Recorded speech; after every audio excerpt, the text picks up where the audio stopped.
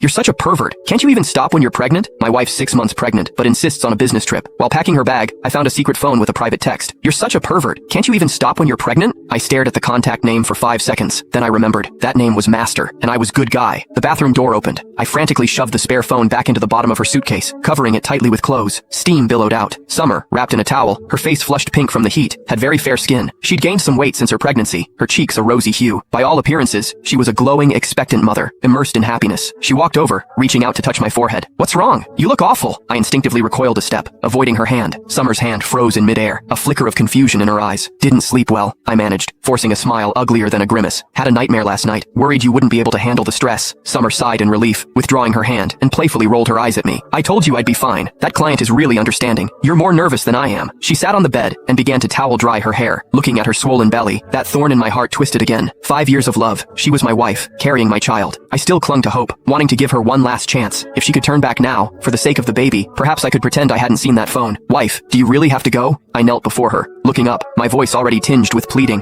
I'm not afraid of hard work. I can deliver food, drive ride shares. Just stay home and focus on your pregnancy, and I'll endure any hardship. I looked into her eyes. Please, don't go. Can you? Summer's hand stilled on her hair. She lowered her gaze and sighed. Darling, I've already signed the contract with the client. If I breach it now, I'll have to pay triple the penalty. She tugged at the towel wrapped around her, shifting her posture to reveal part of her calf. I stared there. Just above her knee, there was a coin-sized bruise. For the past 2 months, she'd always locked the bathroom door, not even letting me in when I brought fresh clothes. And on the rare occasions her arms and legs were visible, there were always inexplicable bruises. Last week, it was her inner left thigh. The week before, her arm. Each time I asked, my heart aching, she had a perfect explanation. The bathroom was slippery. I accidentally bumped into something. I hit the corner of the office desk. You know pregnant women are clumsy. I believed her, my heart breaking for her. I covered the entire bathroom floor with non-slip mats. I bought dozens of feet of corner protectors, covering all the sharp edges of our furniture. I wished I could turn myself into a ball of cotton and wrap her inside. Now it seemed, I was indeed a ball of cotton, a rotting piece of cotton, casually kneaded and used to wipe someone's backside. What kind of bump would perfectly land on the inner thigh? What kind of fall would result in bruises that looked like they were forcefully squeezed by fingers? I stared at her calf, my stomach churning. Summer seemed to notice my gaze and pulled the towel down to cover her leg. She walked over, naturally draped her arms around my neck, carrying the pleasant scent of her shower gel. She buried her face in my neck, rubbing it gently. Darling, help me blow dry my hair, please. I'm leaving first thing in the morning, and I want you to spend more time with me. Yesterday, I would have considered it a sweet burden. Now, I felt only revulsion, every hair on my body standing on end. I rigidly picked up the hairdryer, my fingers running through her hair. The hot air roared, masking my ragged breathing. In her eyes, what was I? A sugar daddy providing a paycheck and a stable life? How many days will you be gone this time? I turned off the hairdryer, my voice so cold it even scared myself. 3 days. I'll be back Sunday. Summer turned around, wrapping her arms around my waist, her face pressed against my lower abdomen. I'll miss you, and I'll miss the baby too. I also thought of that child. 6 months old. Was it my child? Once that thought arose, it could no longer be suppressed. Click the link in my bio to get the full story for free.